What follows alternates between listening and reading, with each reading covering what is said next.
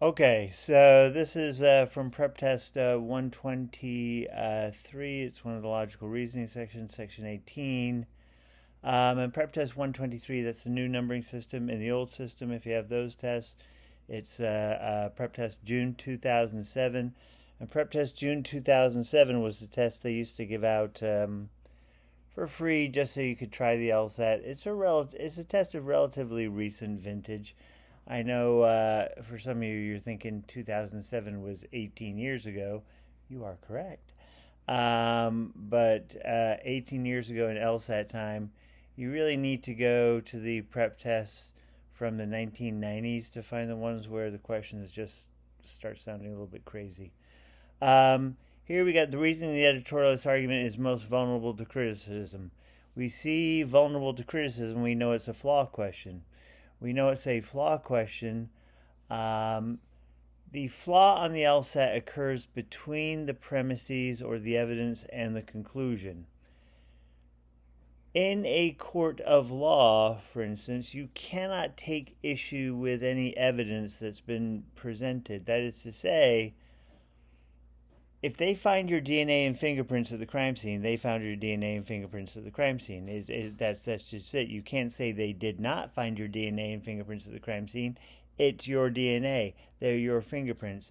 What you can do, however, is you can challenge, like how your DNA got there, how they process the evidence. Is there a chain of custody issue? Did the cops plant it there?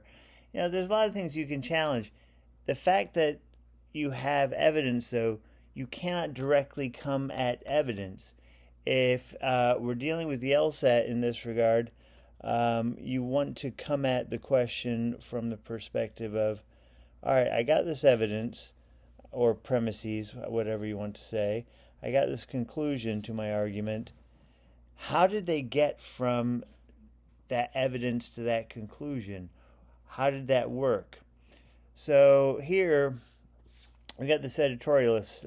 In all cultures, it is almost universally accepted that one has a moral duty to prevent members of one's family from being harmed. You have to accept that as true. You only know what the LSAT tells you. So if they tell you in all cultures, it's almost universally accepted that you got a moral duty to prevent your family from being injured in some way. Well, okay, fine. Thus, few would deny that if a person is known by the person's parents to be falsely accused of a crime, it would be morally right for the person to hide the accused from the police. Now, they go from preventing a family member being harmed to you ain't going to deny, your parents know that you're falsely accused. And if they know you're falsely accused, they know it. Okay, you can't just say, well, maybe they don't know it. Maybe they don't have anything. If they know it, they know it. That's what it says. You can't argue against individual statements. You have to argue against the disconnect. So then it goes on to say it would be morally right for the parents to hide the accused from the police. So you've got this moral duty to prevent your family from being harmed. So it's morally right. So you have a moral duty for something, and then it's morally right. First of all, there's a disconnect there because moral duty and moral rightness are not necessarily the same thing. They're not. Also, one's family from being harmed is being accused by the police a harm. I don't know, maybe. And then we got this final concluding statement. Hence, it is also likely to be widely accepted that it's sometimes morally right to obstruct the police in their work. All right, so we've gone from you got a duty to prevent your family being harmed. So your parents are morally right if they, they know you to be falsely accused and they hide you from the police. And then they go, hey, everyone's gonna accept the fact that it's morally right to obstruct the police in their work. Well, all right, it's morally right to hide the accused from the police, so it's morally right to obstruct the police in their work. Are those the same thing? Those are not the same thing either. Obstructing the police in their work and hiding the accused from the police aren't quite the same thing.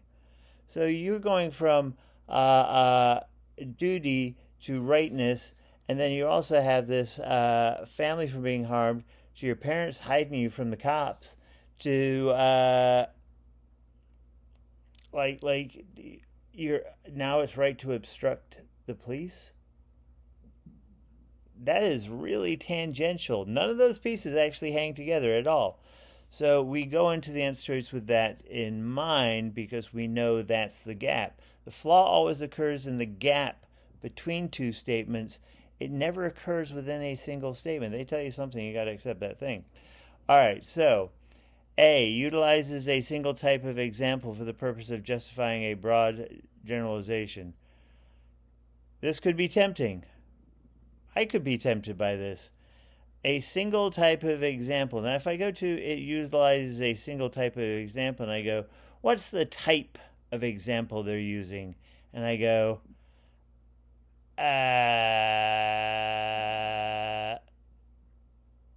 what's the type of example? There's no type of example here. There's no actual example here. You know, it's just you got these blanket statements, but they don't say, hey, John's parents, they hid him in the basement from the police, and did I just accidentally give myself a thumbs up? Anyway, hid themselves from the police, and therefore, okay, well, fails to consider the possibility that other moral principles would be widely recognized as overriding any obligation to protect a family member from harm. All right, now here you didn't think about something, and you didn't think about something is always a kind of a great answer on the LSAT, because you go from saying this to saying that, and you didn't think that something else might get in the way. Even if being accused by the police is a harm,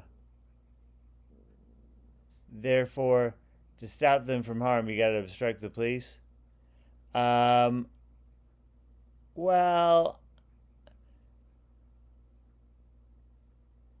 could there not be other things that say, no.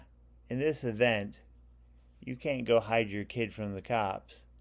You can't go stick him in the basement, stick him in the attic, stick him in a closet. You can't do that because you actually have an overriding moral obligation to the police force or to the community or to just because you got a moral duty to prevent members from being harmed, and just because it would be morally right to hide the accused, might you still have a larger duty to do something else? And B looks really good because B is just like saying, you got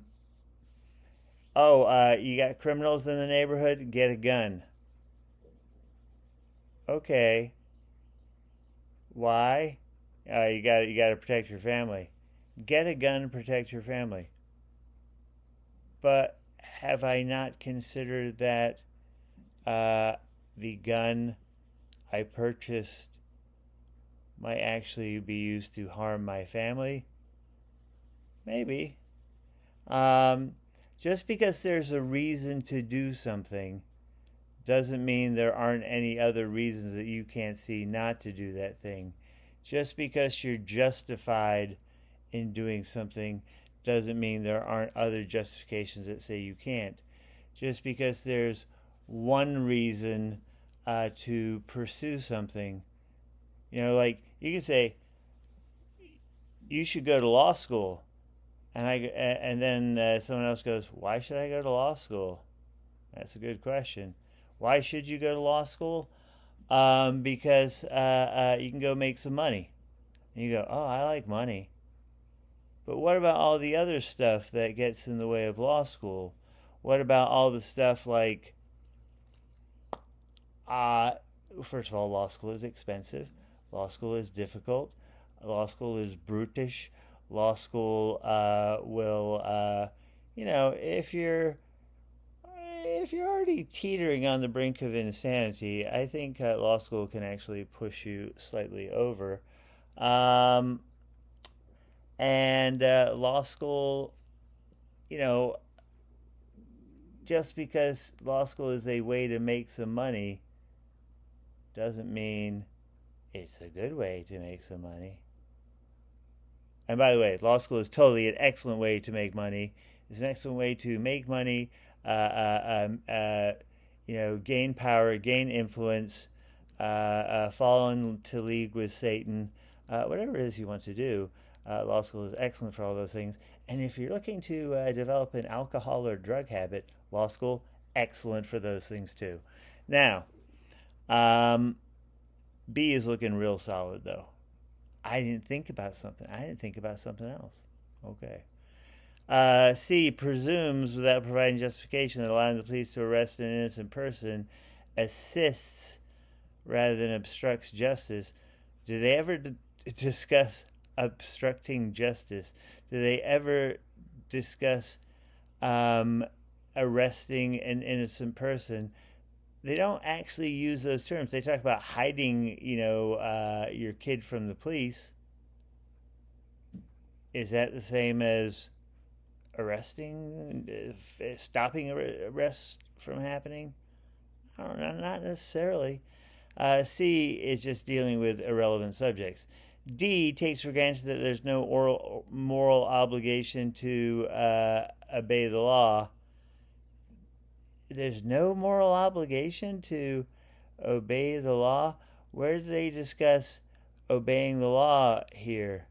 And the thing is, they don't, and they never make they never leap to the point where don't obey the law, because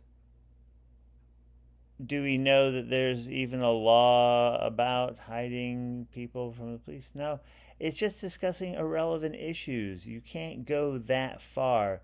You can't take your outside knowledge and go, well, if you're hiding someone from the police, you're not obeying the law because you're supposed to turn those people in. Do you know that from this argument? No, you don't. And finally, takes for granted that the parents mentioned in the example are not mistaken about their child's innocence. They tell you that if the parents know them to be falsely accused, that's taking issue with that single statement. And you can't just take issue with a single statement. It has to be in the disconnect. B has to work here, and that's how you get to the answer. And that was a long explanation, but that was my first one. We'll see how this works. Hope that helped. Talk to you later.